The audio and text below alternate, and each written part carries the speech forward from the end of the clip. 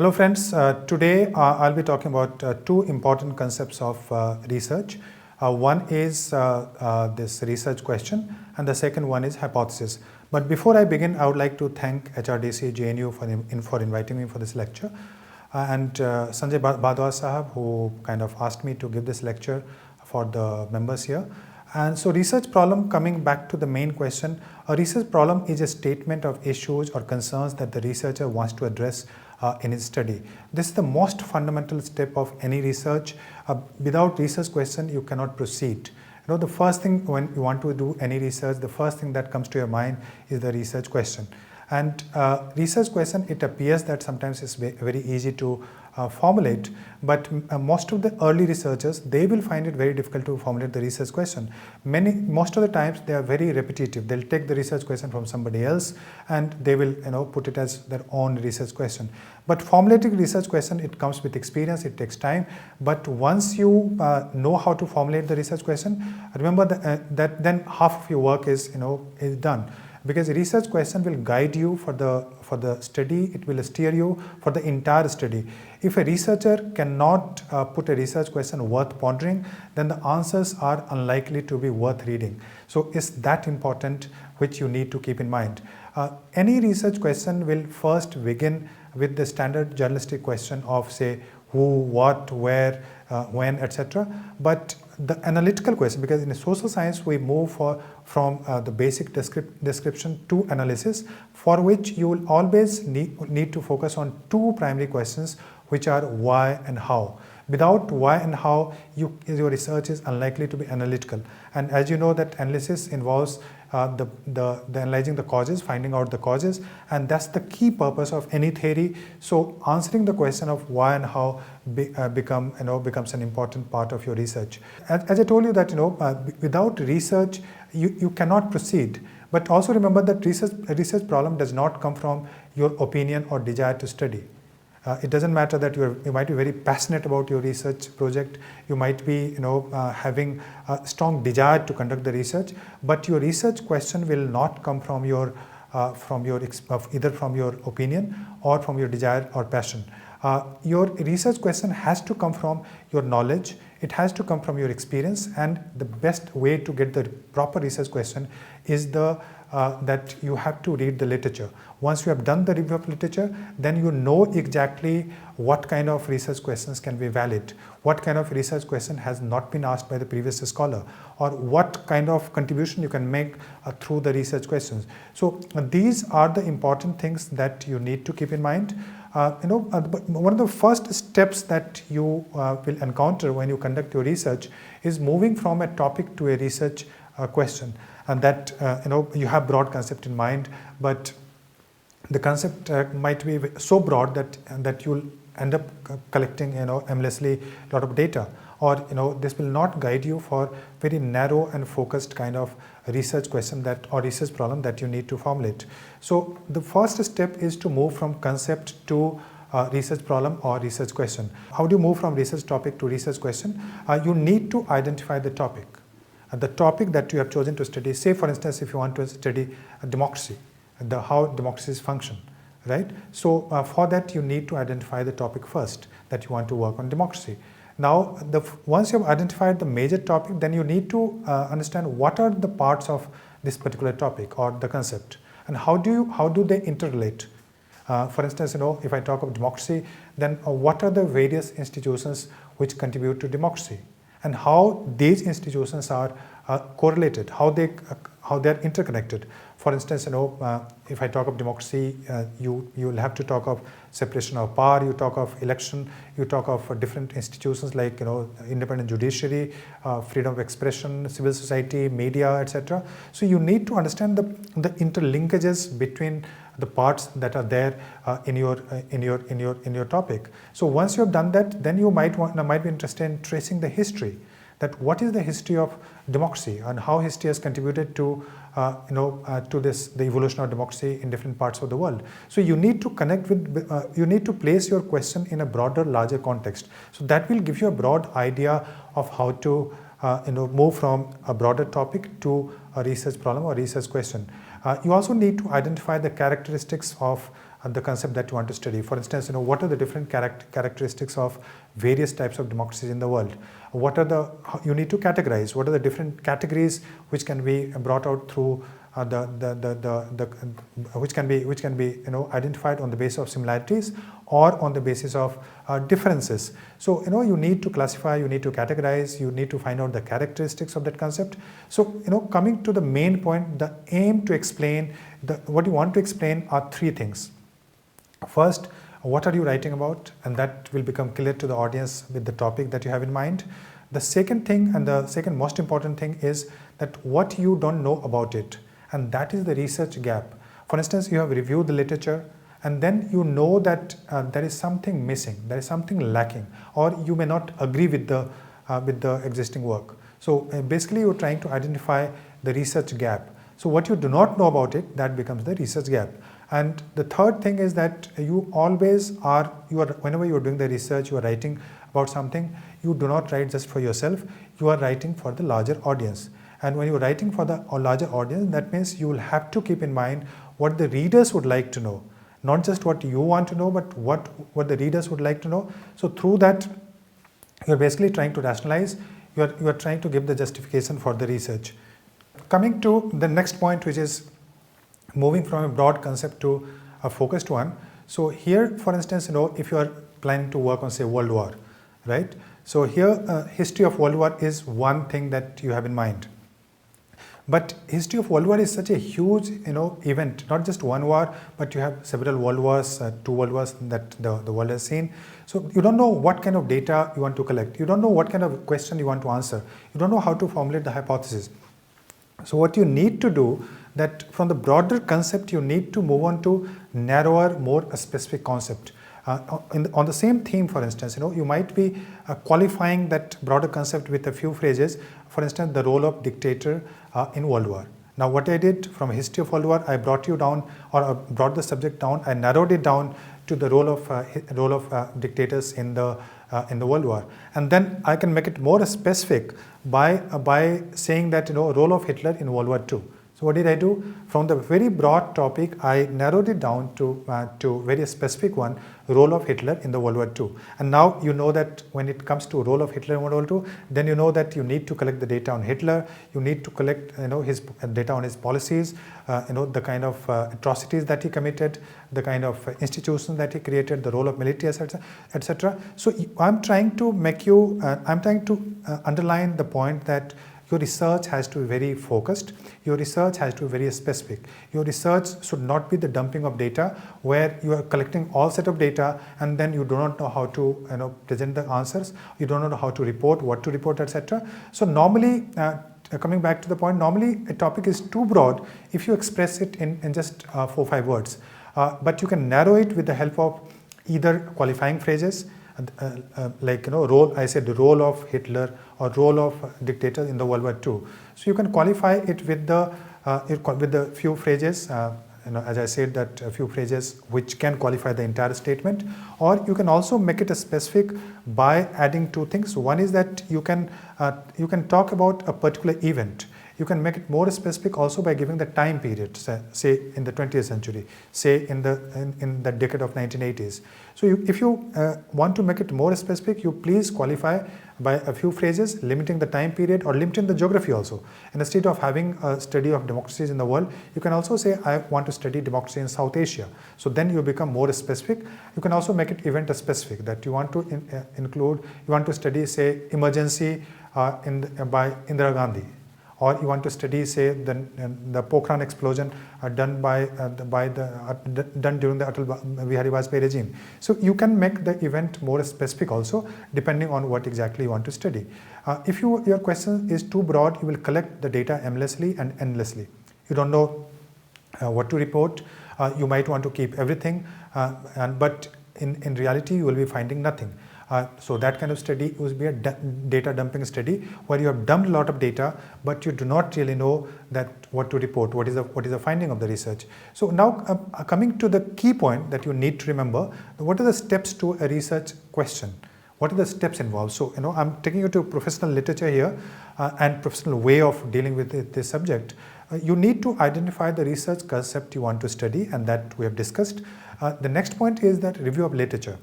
That you need to Google it out, you go to the library, you need to find out what are the best writings available in terms of books or journal articles or even the newspaper articles. Once you have, you'll have to find out what are the main sources of mainstream ideas. That will help you understand the broader characteristics of that policy or that program or that event. Then you also need to read the literature which is critical in nature. So what are the sources of criticism? So that will give you the other side, mainstream idea is fine, but that has to be complemented by the sources of criticism. You also need to go into history. What is the historical context? And then sometimes you need to look it from multidisciplinary perspective. So that will give you insights that how political scientists are thinking, how sociologists are thinking, how people from humanities and literature are thinking. So that multidisciplinary insight, that can also give you a broader idea of what are the kind of studies which are being conducted by different scholars. And then once you have done the review of literature, then the main thing that you need to remember is that identify the research gap. And in all the classes, you might have heard that your teacher is saying that identify the research gap. What is that identification of the research gap? Idea that what are the shortcomings in terms of existing theory, existing data, and the existing method? What are the new questions that you can ask? So that means you are trying to identify these major 4 points. What are the shortcomings in terms of research question? What kind of new question you can ask? What is where the existing theory is lacking? How the data might not be sufficient? How the method may not be appropriate. So if you think in terms of these 4 components and the shortcomings in these components, then you will try to you will contribute something new to the literature. So you will have to formulate a very specific research questions. And if I have to tell the step, so you have the start. Your research actually starts with the real research. Starts the research gap. Then on the base of research gap, you formulate the research questions, and then to answer the research questions, you start thinking of speculative explanation, and that a speculative explanation that is nothing but the hypothesis. Now what you need to know, that different types of research questions, right? Some of the research questions can be exploratory in nature. Exploratory questions are in the beginning of the research when there is not much of data or the research available. So you might be interested in just the beginning of the research, exploratory research. For instance, when this pandemic started, there was not much of data available. So what people did, they started exploring they started asking the broad question, how it might have started, what might have led to this kind of pandemic. So you start with a very broad, open-ended, long and complex kind of questions and answers. So that is exploratory in nature. Sometimes for exploratory researches, you also do some pilot study, and that's how you get the idea of the field, idea of the problem, and then you proceed for the other studies. But exploratory studies are initial very basic type of studies. Most of the social sciences would be interested in 2 types of explanation or 2 types of research question.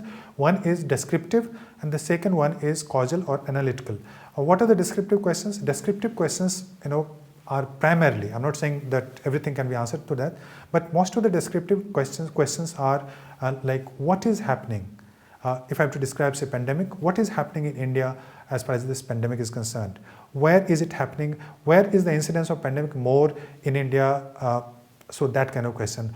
When did it begin? So if you are answering those kind of questions, it's very likely that your answers or your research is going to be descriptive in nature. But as I told you, we're not happy with just the descriptive questions. We want to know, why did it happen? Why is it spreading? Why the government is not taking certain measures? We are interested in whys and hows. And when you are answering the question as a researcher, why and how, so basically you are answering a causal, you are trying to ask causal or analytical questions. So what I'm trying to say here is this: a good analysis hinges on a good description. Hence both descriptive and the causal questions are complementary in nature. They complement each other. It's not that one can be completely segregated from the other. No, the best of the analytical researches are also best of the descriptions. A good description will lead to a good analysis. So description is an integral part of any analytical study. But many times when you do not answer the question whys and how's those kind of questions. So your research might be just descriptive in nature. Now many of times the students or the colleagues, they are interested in knowing that how do you frame the research question. There is no specific guideline to tell you that how exactly you frame the research questions. Much will depend upon your experience, knowledge of the field, but there are a few suggestions given by scholars, and I'm referring to a scholar called King, Cohen and Bhabha, and the name of the book is Designing Social Inquiry. And if you read that book, so he gives a few suggestions on how to improve your research question. So you ask a question which is socially relevant. You ask a question which is relevant not just socially but also relevant to your discipline. If you are coming from, say, history background, so you might want to ask a historical question rather than a contemporary question.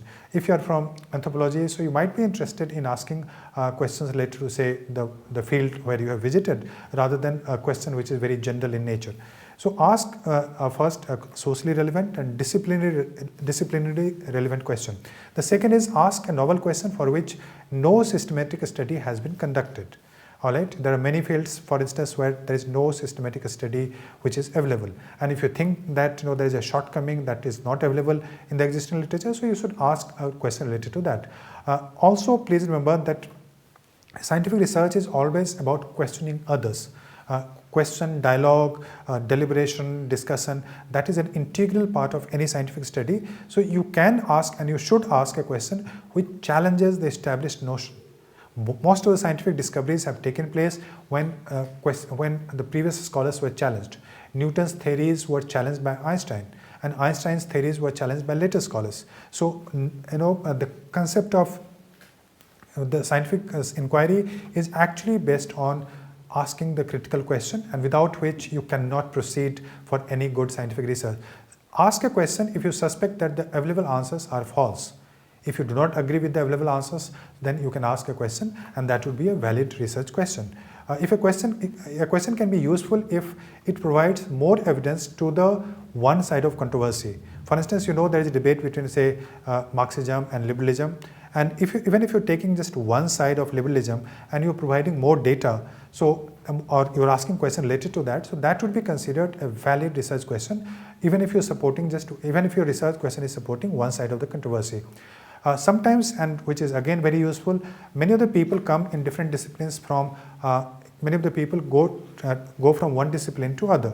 For instance, if I come from history and then I move to political science, or somebody comes from economics and then he decides to work in sociology. So many times we learn some methods or techniques or approaches which are used in one discipline but which are not used in other discipline. So what happens is that extrapolation of approach and methods from one to other, and that can lead to fresh, novel kind of questions. So if you are doing that, so that again would be an important contribution in the literature. So these are the broader things that you need to keep in mind when you are asking or framing the question. Now, how do you answer the question? The last point that I would like to talk about research question. How do you answer the research question? You can answer the research question only with the data, right? You need to collect the data. And now the point is, how do you collect the data? I'll discuss towards the end of the discussion, but also just to kind of answer a few key points. You answer the data with the existing literature, with the existing data, archival or institutional data, and sometimes you also go and collect the data. But collecting the data will not answer your research question, right? So what you need to do, you need to not only collect the data but analyze the data. Your analysis can be qualitative or it can be quantitative, it can be case study, it can be discourse based. So these are the ways you would like to analyze the data. Primary, you can use the secondary data which is already available with the institution, or you can also use the data of archives, etc. if your study is historical in nature.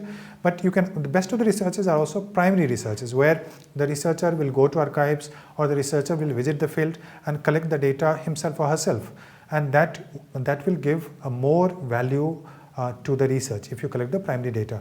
If you're basing your research just on the secondary data, that would mean that you're depending on others, even if you're using a kind of novel method of analysis. So remember that primary researchers, they need to conduct or collect the data which is primary in nature by collecting data yourself or with the help of some research groups. The final thing, because I have linked research question and hypothesis together. So Remember one thing, that research question is also related to hypothesis in two ways. Why? Because you have asked the question, but even if you start the research, you know that you have to find the tentative explanation. Only then you know what kind of data you collect. For instance, if you ask the question like, what were the causes of pandemic when it started in China? So then you thought that it might have started from a certain kind of virus, right? Or some kind of it started in a particular area. It might have come from the certain kind of market that was there in Wuhan in China. So you start collecting. So then you formulate hypothesis based on the possible explanation that you have in mind. So research question and tentative explanation, which is hypothesis, so they are related because one is asking and one is trying to find out the possible explanation. So your hypothesis helps you in answering the research question in two ways. First, that it gives you tentative explanation when you have not collected the data, but once you have collected the data, then you will have to find the answers, right?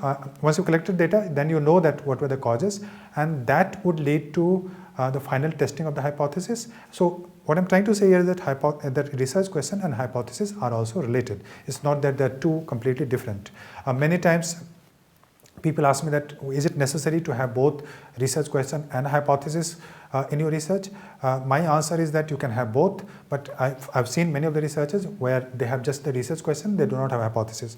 But if your study is theoretical in nature, then you should have hypothesis, because your hypothesis will help you in testing the theory. It will help you in enunciating or elaborating the different variables which are involved in theory. So I think if your study is theoretical, you should have a hypothesis. But if your study is very philosophical, abstract in nature, you may not have hypothesis. If your study is not empirical in nature or is very normative kind of, then you may not have hypothesis. But if you have the hypothesis, let me tell you how do you frame the hypothesis, right? So the first thing that you need to know if you frame the if you're thinking of hypothesis, you need to identify the variables. And as I told you, variables can be of different types. Variables can be independent variable, intervening variables, or the dependent variable. So independent variable is the cause, intermediary variable is the something which comes between independent and dependent variable, and the dependent variable is the effect. So there are three types of hypotheses that you'll encounter in the literature in social science. One can be just the simple testable statement. For instance, if I say that this pandemic was caused by a certain virus in China, or that if I say that the pandemic caused the global recession, so it's a very simple testable statement, right? But some of the hypotheses, or best of the hypotheses I've seen in the literature, they are causal in nature. Causal, where they try to establish they try to establish the relationship between cause and effect. They try to correlate between cause and effect. One statement, the simplest statement can be that the GDP is growing by a certain percentage. The India GDP is growing by 10%. So that's a simple statement where there are not many variables. There is just one variable, which is the growth of the Indian economy. But when I say that Indian economy is growing because of the major contribution of industrial and the service sector, so I am trying to correlate independent variables with the dependent variable, right? And I'm trying to formulate in a causal manner. So that kind of hypothesis would be causal in nature.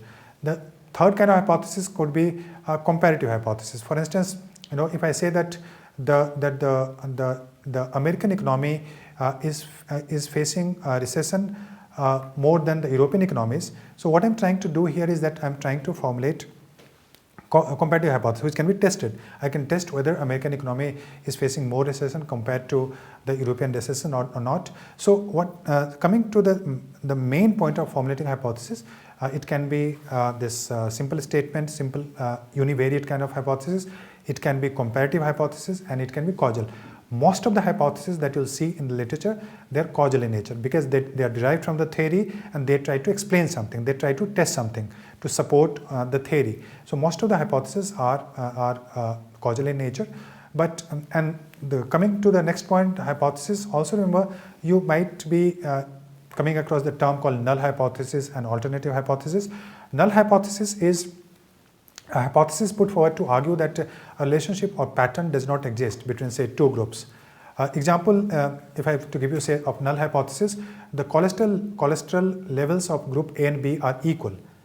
So that can be an example of null hypothesis. And alternative hypothesis is the statement or the hypothesis that the researcher formulates. For instance, the same example, group A and B have different levels of cholesterol, so that is the alternative hypothesis. Alternative hypothesis is supported or advanced by the researcher. And then you with the help of the data, you actually test the hypothesis. If it supports the null hypothesis, you will keep or accept the null hypothesis. But if it supports the alternative hypothesis, so you will reject the null hypothesis. So you have to remember the difference between null and alternative hypothesis. Also, because many times I've seen students, and the people, they often confuse how to formulate the hypothesis. So if you keep in mind the three things that I told you, the causal, comparative, and the simple statement, and when you try to associate or link the independent variable with the dependent variable, so you can easily formulate a very good hypothesis. Now let me give you some of the classical hypotheses which were formulated by various scholars, and I'm giving an actual example from the literature. American Political Science Review, and here I'm giving you David Lattin and James Fearon. He said that countries with an ethnic majority and a significant ethnic minority at a risk of civil war. So what he says is this: that country where you have an ethnic majority but also a significant ethnic minority, so in those countries there is a greater risk of civil war. So that was the hypothesis formulated by James Fearon and David Lattin for American Political Science Review, and you can go and check it. This is the journal of February 2003. Now, a famous hypothesis was again formulated by Huntington, and all of you might have heard of it, on the Clash of Civilization, where he says, and I'm quoting it here, that it is my hypothesis that the fundamental source of conflict in this new world will not be primarily ideological or primarily economic. The great divisions among humankind and the dominating source of conflict will be cultural. Nation states will remain the most powerful actor in world affairs, but the principal conflicts of global politics will occur between nations and groups of different civilizations. So he formulated his concept was class of civilization, and then he formulated a hypothesis based on culture. And he's saying, you can see there are 2-3 types of hypotheses that he's trying to advance here. One, he says that the nature of conflict will not be economic, all right, which means economic conflict will not lead to conflict between the two nations. He's also saying that ideological conflict, which was there in the Cold War period, so those ideological conflict will not lead to conflict in the future. So what would be the nature of conflict? The main hypothesis, he is saying that the nature of the conflict in the coming times would be cultural in nature. And he says that there are different types of cultures which are there: Confucian culture of China, Christian civilization of the West, then Islamic civilizations of Asia, West Asia, and then you have Hindu civilization, what he calls, of India. So he says that between different cultures there are different types of fault lines, and those fault lines will define the nature of conflict that you'll see in the future. And he has formulated hypothesis similarly. Again, I'm giving you one more classical hypothesis by famous sociologist Durkheim, and he says that suicide rate would vary by religion, Protestant, Catholic, or Jews. It will also vary by marital status, whether single or married. It will also vary by economic condition, whether you are living in the period of boom or bust or stability. So what he is saying that that suicide rate in a society would vary according to the religion that the society follows. He said that Protestants are more likely to commit suicide than the Catholic or the Jews. All right. He also said that a single person, a person who is not married, he is more likely to commit suicide than the person who is married. And he also said that it is also determined by the economic condition, that if you are living in a period of boom or bust, then you are more likely to commit suicide than the period when there is a relative stability. So in the period of boom and bust, people are more likely to commit suicide. Socialist revolution, the final hypothesis I'm giving you, Karl Marx, where he said that socialist revolution will happen first in England because of industrialization and the emergence of two antagonistic classes. And this is the famous hypothesis of Marx. So these examples that I gave you, just to make sure that you understand how to formulate the hypothesis, how scholars formulate the hypothesis. Formulating causal hypothesis, again, to come back to the primary issue, that you need to think in terms of independent variables and the dependent variables. Say for instance you want to formulate the hypothesis on voting behavior. So you'll think of what are the factors in India which contribute to the voting of a person. So it can be level of income, it can be level of education, it can be caste factor, it can be gender, it can be ideology. So you will formulate hypothesis on each of the variables that you consider important. So if you think that people who are more ideologically committed are more likely to vote than the people who are ideologically less committed, so you formulate hypothesis accordingly. If you think that people with low income are more likely to vote than compared to people who have high income, so you can formulate hypothesis accordingly. So what I'm trying to tell you that when you formulate the hypothesis, causal hypothesis, you link independent variable with the dependent variable. Now coming to some of the mistakes that people make or students make when it comes to formulating hypothesis. First thing that I have found that they try to connect broad concepts rather than variables. The problem is that when you try to correlate two broad concepts and not the variable, then your study might become very vague, because the broad concepts like institutionalization leading to good governance, if say somebody formulated that kind of hypothesis. So you don't really know that what kind of institutionalization the person is talking about. What do you mean by the good governance? Here, the concept is very vague. The institution is, understood differently by different people. Similarly, good governance is understood differently by different people. So you need to be very specific about, when it comes to formulating hypothesis. And my suggestion is that you think in terms of variables which are measurable and not in terms of broad concept. Second, often causal relationship between independent and dependent variable is missing in the hypothesis. Many of the hypotheses, they do not tell you clearly that what is the degree of relationship, how one is contributing to other, to what extent one is contributing to other. So that degree and that the direction of that relationship between independent and the dependent variable is also necessary. Third, there is a lack of precision. For instance, social capital leads to higher political participation. Now, social capital is such a broad concept that you need to be precise. That what do you mean by social capital? Do you mean the kind of networks which are there? Do you mean civil society and how that contributes to political participation? So you need to formulate very specific hypothesis to be precise and clear. Hypothesis which is not measurable, which is not testable, or which is not falsifiable, so that those are not the hypothesis at all. So you have to be clear that hypothesis is something where you are employing variables to measure. Hypothesis has to be testable, and since theory is falsifiable, hypothesis of course has to be falsifiable. Now, how do you test? The final point that I would like to make is how do you test the hypothesis? The basic aim of any hypothesis is that you need to test it with the data. That you have the hypothesis and then you have collected the data. You need to know that whether the data that you've collected, that data is supporting the hypothesis or data is rejecting the hypothesis. If you have collected the data in a quantitative manner, and if you are analyzing the data quantitatively, then there are certain techniques which might be useful for you to test the hypothesis. For instance, people use confidence interval, people use z-test, t-test, chi-square, p-value, significance test, etc. These are the ways through which you can test the hypothesis if your study is quantitative. But if your study is qualitative, then you will have to see that whether your data is actually supporting the hypothesis that you have formulated or not. So what are the choices for you? If your data is supporting, then you reject the null hypothesis and accept the alternative hypothesis, which means you accept the hypothesis that you have formulated. But it's also possible that the data fails to reject the null hypothesis, right? So there are two possible errors also which you need to know, which is known as type 1 and type 2 error when it comes to hypothesis testing. Type 1 error occurs when you reject the null hypothesis when null hypothesis is really true. And type 2 error comes when you fail to reject the null hypothesis when the null hypothesis is really false. Because we are living in a very uncertain world. Many times a lot of errors come when it comes to collecting of the data and analyzing of the data. So even if you're testing the hypothesis with say 95% of confidence interval, or say just if you have kept the level of error at just 5%, so even then there is a chance of 5% of error.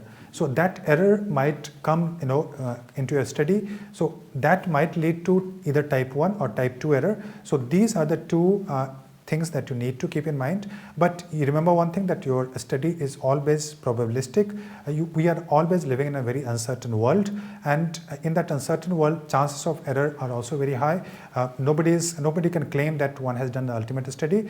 The idea is to collect the data in a scientific manner. The idea is to test the hypothesis. Test the hypothesis with the help of data and with the scientific analysis of the data.